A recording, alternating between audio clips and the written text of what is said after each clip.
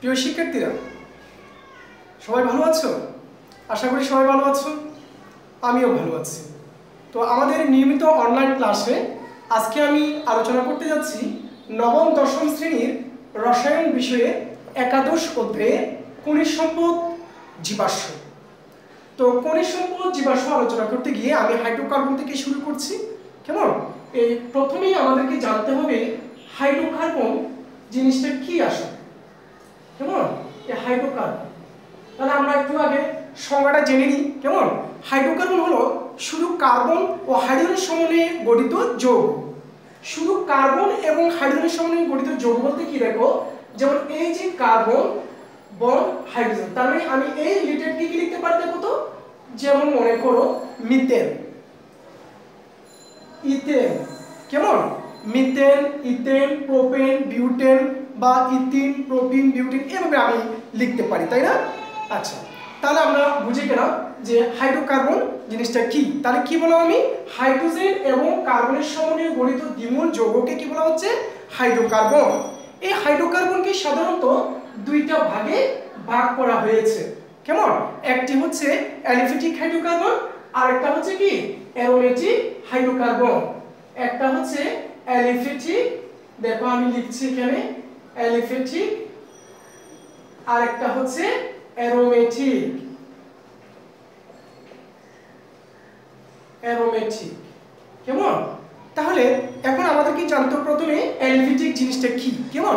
এই অ্যালিফ্যাটিক কথাটির অর্থ হলো চর্বিজাত। অ্যালিফ্যাটিক কথাটির অর্থ হলো চর্বিজাত। এই শ্রেণীর হাইড্রোকার্বন মূলত প্রাণীর চর্বি থেকে পাওয়া যায় বা পাওয়া গিয়েছিল, তাই এই ধরনের হাইড্রোকার্বনের নাম অ্যালিফ্যাটিক হাইড্রোকার্বন নামকরণ করা হয়েছে। এবং এই অ্যালিফ্যাটিক হাইড্রোকার্বনকে আবার দুইটা ভাগে ভাগ করা হয়েছে। একটা হচ্ছে মুক্ত শিকল হাইড্রোকার্বন, আর একটা হচ্ছে বদ্ধ শিকল হাইড্রোকার্বন। আমি একটু লিখছি দেখো, এই মুক্ত শিকল আর একটা হচ্ছে বদ্ধ শিকল। বদ্ধ শিকল দুই ভাগে ভাগ করা হয়েছে। কেমন? তাহলে এখন আমাকে জানতে হবে মুক্ত শিকল হাইড্রোকার্বন কি। অর্থাৎ যে সকল হাইড্রোকার্বন কার্বন শৃঙ্খলের দুই প্রান্ত কার্বন দুটি মুক্ত অবস্থায় থাকবে সেটাকে বলা হচ্ছে মুক্ত শিকল হাইড্রোকার্বন। তার মানে কি রকম দেখো, আমি যদি এটা উদাহরণ হিসেবে রাখি, যেমন মনে করো CH3 CH2 CH3, আমি যদি এটাকে এভাবে লিখি, যে দেখো এভাবে যদি লিখি এভাবে লিখতে পারি। কেমন? এখানে হাইড্রোজেন হবে আর কি। অর্থাৎ দুইটা প্রান্ত কার্বন কার্বন দুই প্রান্ত কি অবস্থায় আছে? মুক্ত অবস্থায় আছে, যার ফলে এটাকে বলা হচ্ছে মুক্ত শিকল হাইড্রোকার্বন। তাহলে এটা হচ্ছে কি প্রোপেন, এটা হচ্ছে মুক্ত শিকল হাইড্রোকার্বন। এরপরে যেমন মনে করো আমি যদি এটাকে যদি ইথিন লিখি, CH2 ডাবল বন্ড CH2, এটা তো এটাকেও আমি মুক্ত শিকল হাইড্রোকার্বন বলতে পারতেছি। কেমন? তাহলে আমরা মুক্ত শিকল নিশ্চয়ই বুঝতে পারছি। মুক্ত শিকল হচ্ছে কি, যে সকল হাইড্রোকার্বনের কার্বন শিকল কার্বন কার্বন দুই প্রান্ত মুক্ত অবস্থায় থাকবে সেটাকে বলা হচ্ছে মুক্ত শিকল হাইড্রোকার্বন। আচ্ছা, এই মুক্ত শিকল হাইড্রোকার্বনকে আবার দুইটা ভাগে ভাগ করা হয়েছে। একটা হচ্ছে সম্পৃক্ত হাইড্রোকার্বন, আর একটা হচ্ছে অসম্পৃক্ত হাইড্রোকার্বন। তাহলে দেখো এই সম্পৃক্ত হাইড্রোকার্বন আমি একটু লিখছি, দেখো সম্পৃক্ত হাইড্রোকার্বন আর এটা হচ্ছে অসম্পৃক্ত। তাহলে দেখো এই সম্পৃক্ত এবং অসম্পৃক্ত বিষয়টা কি একটু বলি। অর্থাৎ যে সকল হাইড্রোকার্বনের কার্বন শিকলে কার্বন কার্বন একক বন্ধন বিদ্যমান থাকবে সেটাকে বলা হচ্ছে সম্পৃক্ত। তার মানে দেখো এই যে CH3 বন্ড CH3, এটা হচ্ছে সম্পৃক্ত হাইড্রোকার্বন, এটা হচ্ছে ইথেন। অথবা CH3 bond CH2 bond CH3, এটা হচ্ছে প্রোপেন, এটা হচ্ছে যে সম্পৃক্ত হাইড্রোকার্বন। এখানে কার্বন কার্বন একক বন্ধন বিদ্যমান আছে বিধায় এটাকে সম্পৃক্ত হাইড্রোকার্বন বলা হচ্ছে। কেমন? এরপরে আমরা চলে যাব অসম্পৃক্ত হাইড্রোকার্বনে। অসম্পৃক্ত হাইড্রোকার্বন হচ্ছে যে সকল হাইড্রোকার্বনে কার্বন কার্বন দ্বিবন্ধন, এই যে এরকম দ্বিবন্ধন এবং কার্বন কার্বন ত্রিবন্ধন সম্মিলিত যৌগ, সেগুলো বলা হচ্ছে অসম্পৃক্ত হাইড্রোকার্বন। তাহলে একটা হচ্ছে সম্পৃক্ত আর একটা হচ্ছে অসম্পৃক্ত। এই সম্পৃক্ত কি বলছিলাম মনে আছে? এই যে কার্বন কার্বন একক বন্ধন থাকবে। কেমন? এটা হচ্ছে সম্পৃক্ত আর এটা হচ্ছে দ্বিবন্ধন এবং ত্রিবন্ধন সংবলিত যৌগ যদি হয় তাহলে সেটাকে বলা হবে অসম্পৃক্ত হাইড্রোকার্বন। কেমন? আচ্ছা, তাহলে আমরা জানলাম সম্পৃক্ত হাইড্রোকার্বন এবং অসম্পৃক্ত হাইড্রোকার্বন। এবার আমরা চলে যাব বদ্ধ শিকল হাইড্রোকার্বনে। তাহলে বদ্ধ শিকল হাইড্রোকার্বন হচ্ছে কি, অর্থাৎ যে সকল হাইড্রোকার্বনে কার্বন শিকল দুই প্রান্তে কার্বন পরস্পর যুক্ত অবস্থায় থাকবে। কেমন?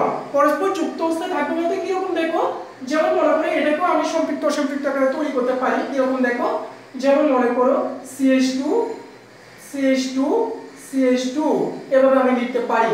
যেমন এটাকে যদি আমি এভাবে লিখি CH3 bond CH2 bond CH3, তাহলে এটা হচ্ছে CH3 CH2 CH3, তাহলে এটা হচ্ছে প্রোপেন আর এটা হচ্ছে যে সাইক্লোপ্রোপেন।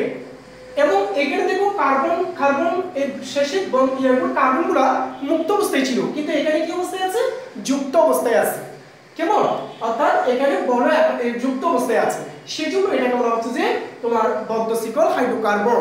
কেমন? এবং এটার নাম হচ্ছে সাইক্লোপ্রোপেন। এটা তো হচ্ছে যে সম্পৃক্তের জন্য। আবার অসম্পৃক্তের ক্ষেত্রে হবে কি, যেমন মনে করো এই আমি CH লিখলাম, এখানে ডাবল বন্ড দিলাম, CH দিলাম, CH2 দিলাম, তাহলে এখন কি হয়ে গেল, এটা হচ্ছে সাইক্লোপ্রোপিন, কারণ এখানে কি আছে, দ্বিবন্ধন আছে। কেমন? সেই জন্য এটা হচ্ছে সাইক্লোপ্রোপিন। আবার দেখো আমি যদি এভাবে লিখি তাহলে এটা হবে কি, চারটা কার্বন যেহেতু, তাহলে এটাকে বলা হবে যে সাইক্লোবিউটেন। এটাকে বলা হবে সাইক্লোবিউটেন। কেমন? তো যদি আমি এরকম দিই, এই যে CH2 বন্ড CH2, এখানে একটা দ্বিবন্ধন দিলাম। কেমন? এখানে যদি আমি দ্বিবন্ধন দিই তাহলে এটার নাম হয়ে যাবে সাইক্লোবিউটিন। এটার নাম কি হয়ে যাবে, সাইক্লোবিউটিন। এগুলো হচ্ছে বদ্ধ শিকল হাইড্রোকার্বন। তাহলে আমরা নিশ্চয়ই জানতে পারলাম যে মুক্ত শিকলের মধ্যে বিভাগে ভাগ করা হয়েছে সম্পৃক্ত অসম্পৃক্ত। সম্পৃক্ত অসম্পৃক্ত কি জানলাম, এবার বদ্ধ শিকল হাইড্রোকার্বন কি সেটাও জানলাম। উদাহরণের মাধ্যমে সবকিছু আমরা ক্লিয়ার করলাম, তাই না? এরপরে আমাদের কি আছে দেখো তো, এরপরে আমাদের আছে অ্যারোমেটিক হাইড্রোকার্বন। কেমন? এই গ্রিক শব্দ অ্যারোমা থেকে অ্যারোমেটিক শব্দটি এসেছে। কেমন? এই অ্যারোমেটিক শব্দের অর্থ হলো সুগন্ধযুক্ত। প্রথমে যে অ্যারোমেটিক যৌগগুলো পাওয়া গিয়েছিল সেগুলো ছিল সুগন্ধযুক্ত, তাই এই ধরনের নামকরণ করা হয়েছে সাধারণত। কেমন? তাহলে সেগুলো কি কি হতে পারে, যেমন এই যে আমি যদি এটাকে এভাবে লিখি CH বন্ড CH বন্ড এভাবে লিখতেছি। কেমন? এভাবে লিখলাম। তাহলে আমি যেটা দেখো কার্বনের চারটা হাত, তাহলে একটা দুটো তিনটা, তাহলে এখানে আর কি হবে, CH2 হবে না, CH2 হবে এখানে। কেমন? না সরি আমি ভুল লিখছি, এখানে CH2 না, ডাবল বন্ড হবে, যেটা আমি বেনজিন লিখতে যাচ্ছি। কেমন? এখানে একটা ডাবল বন্ড দিলাম, এখানে একটা দিলাম, এখানে একটা দিলাম, তিনটা। কেমন? তাহলে এটার নাম কি হয়ে গেল এখন, এটার নাম হয়ে গেল বেনজিন। কেমন? তাহলে দেখো এরপরে আমি এটাকে যদি এভাবে না লিখে চাইলে আমি এভাবে লিখতে পারবো, এভাবে লিখতে পারবো। কেমন? এখানে একটা বলয় দিতে পারবো, এটা হচ্ছে যে বেনজিন, এভাবে লিখতে পারি। অথবা আমি চাইলে এটাকে এভাবেও লিখতে পারবো, কেমন? এটাকে এভাবে লেখা যায়, এটার নাম হচ্ছে বেনজিন। এটা সংকেত হচ্ছে C6H6। কেমন? আচ্ছা, এরপরে আবার চাইলে এ তো বেনজিন, এটাকে এই দুইটা বেনজিন গুলো যখন দুইটা বেনজিন একসাথে পাশাপাশি হবে এটাকে বলা হবে যে ন্যাপথালিন। এইরকম। কেমন? এভাবে লেখা যায়, এটাকে এভাবে লেখা যায়, অথবা এটাকে চাইলে এভাবে লিখতে পারো।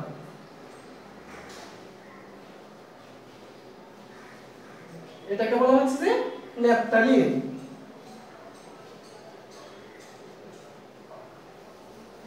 কেমন? তাহলে এটা হচ্ছে বেনজিন আর এটা হচ্ছে ন্যাপথালিন। আবার একইভাবে আমরা কি করতে পারি, অ্যানথ্রাসিন লিখতে পারি, ফিনান্থ্রিন লিখতে পারি। কেমন? এগুলো হচ্ছে তোমার অ্যারোমেটিক হাইড্রোকার্বন। তো এখানে দেখো এখানে কিছু বিশেষ বৈশিষ্ট্য আছে, সেগুলো হচ্ছে যে এখানে একান্তর দ্বিবন্ধন, তার সমতলীয় চাকরি, এটা সমতলীয় চাকরি একান্তর দ্বিবন্ধন, এখানে একটা আছে, এখানে নাই, এখানে আছে। একান্তর দ্বিবন্ধন যুক্ত, কেমন, এবং 4n+2 সংখ্যক পাই ইলেকট্রন বিদ্যমান থাকবে। আচ্ছা, তাহলে আমরা এই অ্যারোমেটিক পর্যন্ত জানলাম, অর্থাৎ আমাদের এই হাইড্রোকার্বন সম্পর্কে মোটামুটি একটু আইডিয়া হলো। এবার আমরা চলে যাব সমগোত্রীয় শ্রেণী। তাহলে দেখো সমগোত্রীয় শ্রেণীটা কি। সমগোত্রীয় শ্রেণী হচ্ছে যে সকল যৌগের কার্যকরীমূলক একই হওয়ায় তাদের ভৌত রাসায়নিক ধর্মের গভীর মিল থাকে, তারা একই শ্রেণীভুক্ত, এদেরকে সমগোত্রীয় শ্রেণী বলা হচ্ছে। কিরকম, আমি আবার বলছি, যে সকল যৌগের কার্যকরীমূলক একই হওয়ায় তাদের ভৌত রাসায়নিক ধর্মের গভীর মিল থাকে, তারাই সাধারণত একই শ্রেণীভুক্ত হয় এবং এদেরকে সমগোত্রীয় শ্রেণী বলা হচ্ছে। এদের একটা সাধারণ সংকেত থাকে, কেমন, যেমন মনে করো আমি বললাম যে ইথেন বা অ্যালকেনি বলি, অ্যালকেন, কেমন, এই অ্যালকেনের সাধারণ সংকেত হচ্ছে CnH2n+2। এটা হচ্ছে অ্যালকেনের সাধারণ সংকেত হচ্ছে এটা, কেমন, CnH2n+2। যদি আমি উদাহরণ দিই, যেমন মনে করো আমি 1 দিব, n এর মান 1, তাহলে কি হবে C1H2 * 1 + 2, তাহলে কি হলো মিথেন CH4। আমি যদি 2 দিই তাহলে C2H2 * 2 + 2, তার মানে কত C2H6, তার মানে এটা হচ্ছে কি ইথেন, মিথেন, ইথেন, এগুলো হচ্ছে অ্যালকেনের যৌগ, কেমন। আচ্ছা, একই ভাবে আমি যদি অ্যালকিন দিই তাহলে কি হবে, দেখো এই অ্যালকিনের সাধারণ সংকেত হচ্ছে CnH2n, কেমন, অ্যালকিনের সাধারণ সংকেত হচ্ছে CnH2n। তাহলে এই অ্যালকিনকে যখন আমরা লিখতে যাব ন্যূনতম 2টা কার্বন লাগবে, সেই জন্য এখানে আমি যদি 2 দিই C2H2 * 2, তাহলে কত হবে C2H4, কেমন। আর এটা যদি আমি বন্ধন আকারে লিখি কিভাবে CH2 ডাবল বন্ড CH2, কেমন। এই হচ্ছে এই যেমন অ্যালকিনের যদি আমরা ইয়ে করি ইথিন, প্রোপিন, বিউটিন, কেমন, পেন্টিন, এই ধরনের অনেকগুলো যৌগ আমরা লিখতে পারি। একইভাবে আমরা যদি এই অ্যালকেন, অ্যালকিন, অ্যালকাইন, অ্যালকোহল, যেমন মনে করি আমি যদি অ্যালকোহল লিখি, যেমন অ্যালকাইন, অ্যালকিন, অ্যালকাইন যদি আমি লিখি তাহলে কি হবে, দেখো অ্যালকাইনে কি হবে, অ্যালকাইন যদি লিখি CnH2n-2, কেমন, তাহলে দেখো কি হবে CnH2n-2, তাহলে দেখো কি হয়, আমি যদি এখানে মান বসাই, মনে করো 2 বসাইলাম, তাহলে কি হবে 2 * 2 - 2, তাহলে কি হবে C2H2, তার মানে কি CH ট্রিপল বন্ড CH, কেমন, ইথাইন যেটাকে বলা হয়। এই অ্যালকাইন শ্রেণী আরো অনেকগুলো যৌগ আছে, যেমন মনে করো এটা তো ইথাইন, প্রোপাইন, বিউটাইন, পেন্টাইন, হেক্সাইন, হেপ্টাইন, এই ধরনের আরো অনেক যৌগ লিখতে পারবো। একইভাবে আমি যদি অ্যালকোহল হিসাব করি, অ্যালকোহলের সাধারণ সংকেত হচ্ছে CnH2n+1 OH। এই OH সম্পর্কিত যে সকল যৌগ আছে এগুলোকে বলা হচ্ছে সাধারণত অ্যালকোহল, কেমন। তাহলে আমি যদি এখানে যদি 1 দিই, n এর মান যদি 1 বসাই, তাহলে C1H2 * 1 + 1 OH, তাহলে কি হবে CH3OH, তার মানে এটার নাম হচ্ছে মিথানল। এভাবে অ্যালকোহল শ্রেণীর সমগোত্রী শ্রেণী আরো আছে, সেগুলো হচ্ছে যে প্রোপানল, বিউটানল, পেন্টানল, হেক্সানল, এই ধরনের আরো অনেক যৌগ থাকতে পারে, কেমন। তাহলে আমি বাকিগুলো আর লিখছি না, এই হচ্ছে সমগোত্রীয় শ্রেণী, কেমন। এবার আমরা চলে যাব অ্যালকেনে।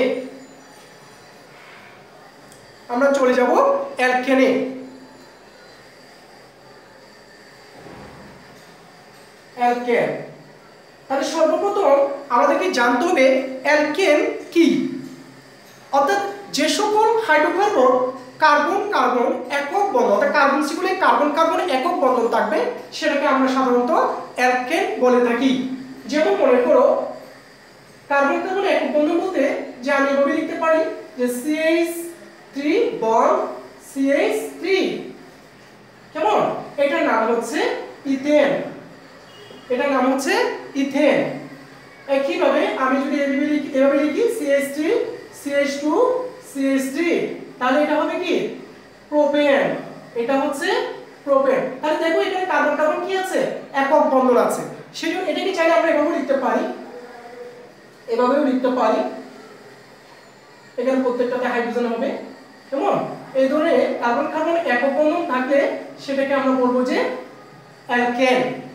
আচ্ছা, এই অ্যালকেনে একটা সাধারণ সংকেত আছে, সেই সাধারণ সংকেত হচ্ছে CnH2n প্লাস 2, CnH2n প্লাস 2।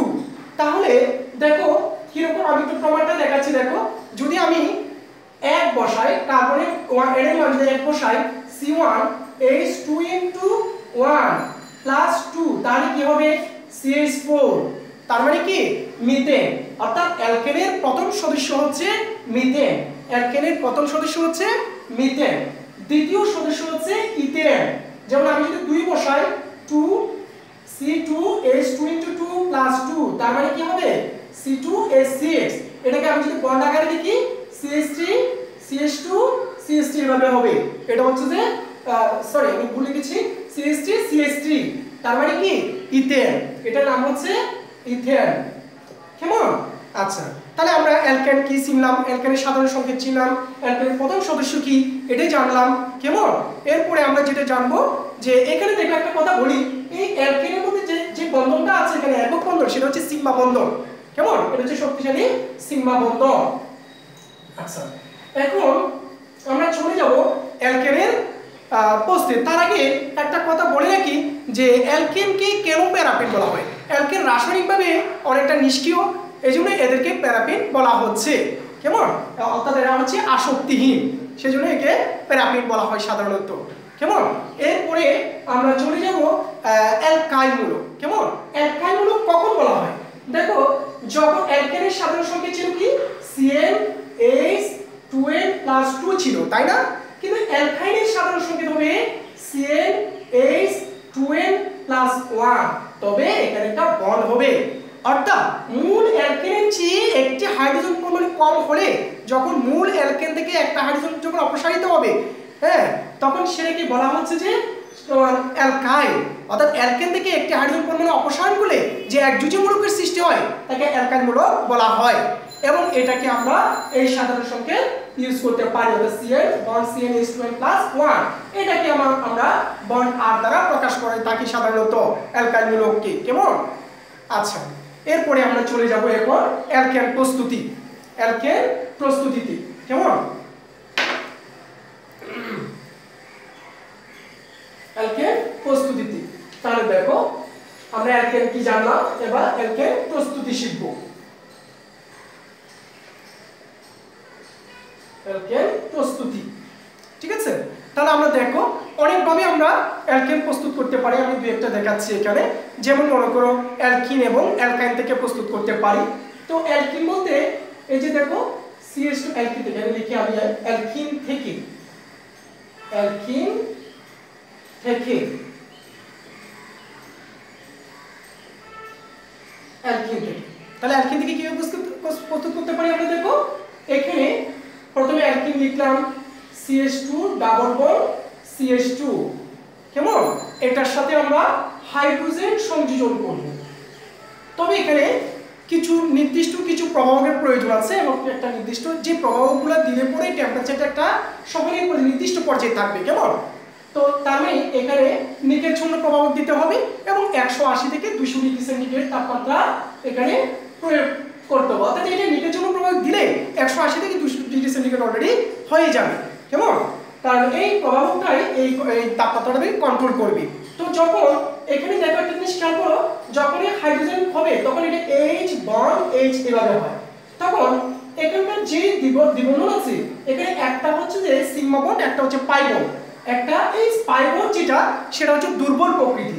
তাহলে দেখো এই একটা হাইড্রোজেন চলে যাবে এই কার্বনে, আর একটা হাইড্রোজেন চলে আসবে এই কার্বনে, এবং ওই দ্বিবন্ধনটা ভেঙে একক বন্ধন হয়ে যাবে। তাহলে হবে কি CH3 বন্ড CH3, তখন এটার নাম হবে ইথেন তথা অ্যালকেন। তাহলে নিশ্চয়ই জিনিস তোমরা বুঝতে পারছো অ্যালকেন প্রস্তুতি। এখন আরেকটা করব, সেটা হচ্ছে যে অ্যালকাইল হতে, অ্যালকাইল হতে। তাহলে অ্যালকাইল হতে কিভাবে প্রস্তুত করতে পারি দেখো, এই যে অ্যালকাইলের সংকেত কি, যেমন আমি ইথাইল লিখছি CH ট্রিপল বন্ড CH, একই, শুধু কি করব এখানে যে হাইড্রোজেন ছিল ঠিক আছে, কিন্তু এখানে দুই অণু ব্যবহার করব, এখানে দুই অণু ব্যবহার করব একইভাবে নিকেল শূন্য প্রবাহ থাকবে আর এখানে 180 থেকে 200 ডিগ্রি সেন্টিগ্রেড এটা বজায় থাকবে। কেমন? এইপরে দেখা যাবে তখন কি এটা মূলত দুইটা ধাপে হয়, কিন্তু তোমাদের বইতে যেটা করা হয়েছে এক ধাপে করে দিয়েছে, তাই না? তো দুইটা ধাপে হয় মানে কি, প্রথমে হাইড্রোজেন সংযোজন হয়ে অ্যালকাইন থেকে অ্যালকিন হবে। তাহলে আমি একটু ভেঙে দেখাই জিনিসটা কি রকম। দেখো, প্রথমে যদি এভাবে করো তাহলে দেখা যাবে CH2, কারণ এখানে দুইটা পাই বন্ধন একটা সিগমা বন্ধন। কেমন? তাহলে দুইটা পাই বন্ধন প্রথমটা ভেঙে এখানে এরকম হয়ে যাবে, অর্থাৎ একটা হাইড্রোজেন চলে যাবে এই কার্বনে আর একটা হাইড্রোজেন চলে যাবে এই কার্বনে। একইভাবে পরবর্তীতেও একই প্রক্রিয়ায় এটা হাইড্রোজেন সংযোজনের ফলে এক হাইড্রোজেন চলে যাবে এখানে H বন্ড H। কেমন? এটাও সেম H বন্ড H। তাহলে এক হাইড্রোজেন চলে যাবে এই কার্বনে আর এক হাইড্রোজেন চলে যাবে এই কার্বনে এবং দ্বিবন্ধনটা একক বন্ধন হয়ে যাবে। তাহলে CH3 বন্ড CH3 হবে, অর্থাৎ ইথেনে পরিণত হবে, তথা অ্যালকেনে পরিণত হবে। তো তোমাদের বইতে যেটা করা হয়েছে সেটা এক ধাপেই করা হয়েছে, যে CH triple bond CH plus দুই অণু হাইড্রোজেন একসাথে দিয়ে দেওয়া হয়েছে, তখন কি হয়ে গেল CH3 বন্ড CH3, বাস হয়ে গেল। কেমন? এই হচ্ছে ইথেন প্রস্তুতি তথা অ্যালকেন প্রস্তুতি। আর একটা আছে যেটাকে ডিকার্বক্সিলেশন বিক্রিয়া বলা হচ্ছে। কেমন? ওই বিক্রিয়াটা একটু দেখাচ্ছি, দেখো ডিকার্বক্সিলেশন যেটা সেটা একটু দেখো। তাহলে ওটা হচ্ছে ডিকার্বক্সিলেশন বিক্রিয়া, একটু লিখি আমি, ডিকার্বক্সিলেশন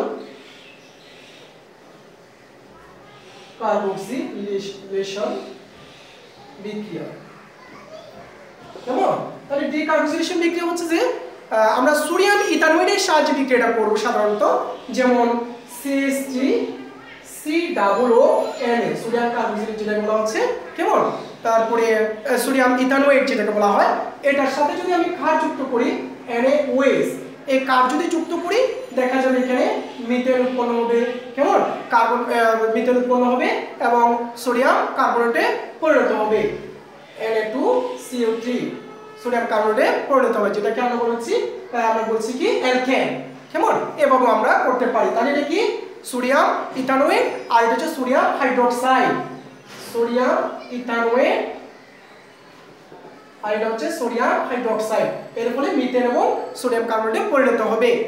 আচ্ছা, এরপর আমরা চলে যাব এই কিভাবে এই অ্যালকেন থেকে, যেমন অ্যালকেন থেকে সাধারণত 3 ধরনের যৌগ প্রস্তুত করা যায়, কিন্তু তোমাদের মধ্যে 2 ধরনের দেওয়া হয়েছে। 3 ধরনের বিক্রিয়া কি? একটা হচ্ছে যে ক্লোরিনেশন বা হ্যালোজেনেশন, আরটা হচ্ছে দহন বিক্রিয়া, আর একটা হচ্ছে যে বন্ধন ভাঙ্গন বা বিয়োজন। কেমন? তাপীয় বন্ধন ভাঙ্গন বা বিয়োজন, ওটা এখানে নাই, আগের বইতে ছিল হিসেবে আমি এটা আলোচনা করব না। এখানে আমি ক্লোরিনের সাথে বিক্রিয়াটা দেখাচ্ছি। কেমন? তো আমরা অতি বৈদ্যুতিক রশ্মির উপস্থিতিতে, তাহলে আমি কি বলছি এখানে হ্যালোজেনেশন বা ক্লোরিনেশন, এই ক্লোরিনেশনটা একটু দেখাই আমি, ক্লোরিনেশন। কেমন? তাহলে দেখো এই মিথেন এবং ক্লোরিন, ঠিক আছে, যখন অতি বেগুনি রশ্মির উপস্থিতিতে যখন বিক্রিয়াটা হবে তখন দেখা যাবে যে এখানকার দুই ক্লোরিন Cl বন্ড Cl না, তাহলে দেখা যাবে যে একটা হাইড্রোজেন এখানে কি হবে, একটা ক্লোরিন একটা হাইড্রোজেনকে প্রতিস্থাপিত করবে, অর্থাৎ CH3Cl, এবং এখানকার অপর যে ক্লোরিন আছে সেই ক্লোরিন এবং এখানকার হাইড্রোজেন মিলে এই Cl হাইড্রোজেন ক্লোরাইড পরিণত হবে। কেমন? এটাকে বলা হচ্ছে ক্লোরোমিথেন, এটাকে বলা হচ্ছে ক্লোরোমিথেন, এটা হচ্ছে মিথেন। একইভাবে ধাপে ধাপে এই ক্লোরোমিথেন CH3Cl, ক্লোরোমিথেন আবার ক্লোরিনের সাথে একই প্রক্রিয়ায় কেমন ডাইক্লোরোমিথেনে পরিণত হবে। তার মানে কি CH2Cl, মানে ওই একই কাজ, এখানে একটা হাইড্রোজেনকে প্রতিস্থাপিত করবে। কেমন? তাহলে এখানে হয়ে যাবে HCl হাইড্রোজেন ক্লোরাইড, এটা হচ্ছে ডাইক্লোরোমিথেন। কেমন? যদি আমরা পরবর্তীতে একই কাজ করি তাহলে দেখবে কি হয় CH2Cl2, তাহলে একই প্রক্রিয়ায় যদি হয় আবার একটা হাইড্রোজেনকে একটা ক্লোরিন প্রতিস্থাপিত করলে ট্রাইক্লোরোমিথেনে পরিণত হবে, আর এদিকে হাইড্রোজেন ক্লোরাইড ট্রাইক্লোরোমিথেন, এটাকে বলা হচ্ছে ক্লোরোফর্ম, এটাকে বলা হয় ক্লোরোফর্মও বলা হয়ে থাকে সাধারণত। সর্বশেষ ট্রাইক্লোরোমিথেন যেটা আছে সেটিও এই ক্লোরিনের উপস্থিতিতে বিক্রিয়া করে কার্বন টেট্রাক্লোরাইডে পরিণত হবে এবং ওই অপর ক্লোরিন যেটা সেটা এই হাইড্রোজেনের সাথে যুক্ত হাইড্রোজেন ক্লোরাইডে পরিণত হবে। তাহলে কি হবে? টেট্রাক্লোরোমিথেন বলতে পারি আমরা।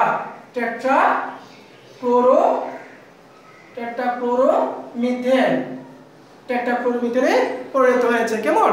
এরপর দেখো তাহলে এভাবে আমরা কিভাবে ক্লোরিনেশন বিক্রিয়াটা পেতে পারি, ক্লোরিনেশন বিক্রিয়া হয় সেটাও জেনে গেলাম। কেমন? এরপরে আমরা চলে যাব অক্সিজেনের সাথে দহন বিক্রিয়া, যেটা সেটা দেখো এবার। দহন বিক্রিয়া, তাহলে দহন বিক্রিয়াটা দেখো। দহন বিক্রিয়া তাহলে এটা কি হবে? এই মিথেন, এই অক্সিজেন, কেমন? অর্থাৎ বায়ুর অক্সিজেন উপস্থিতি যখন তুমি পুরানো হবে তখন কার্বন ডাই অক্সাইড, পানি এবং কিছু তাপ উৎপন্ন হবে। কার্বন ডাই অক্সাইড, পানি এবং তাপ শক্তি। তাহলে আমি যদি সমাধান করি তাহলে দেখো তো কি হয়? হাইড্রোজেন হচ্ছে 4টা, তাহলে আমি যদি এখানে 2 দিই তাহলে অক্সিজেন হয়ে গেল এটা 4টা, সেজন্য আমাকে এখানে 2 দিতে হবে। কেমন? এ হচ্ছে অর্থাৎ আমার বিভিন্ন ধরনের অ্যালকেনের রাসায়নিক বিক্রিয়াগুলো কিভাবে সংঘটিত হয় সেটি আমরা উপস্থাপন করলাম। ঠিক আছে, তোমরা তাহলে বই থেকে আরেকটু ভালো মতো পড়ে নেবে, ভালো মতো বুঝে নেবে। যদি না বুঝো তাহলে আমার সাথে তোমরা ফোনে কন্ট্যাক্ট করবে, আমি জিনিসগুলো বুঝিয়ে দেওয়ার চেষ্টা করব। ঠিক আছে, সবাইকে ধন্যবাদ জানিয়ে আজকের ক্লাস এখানেই শেষ করছি। সবাই ভালো থাকিও, সুস্থ থাকিও।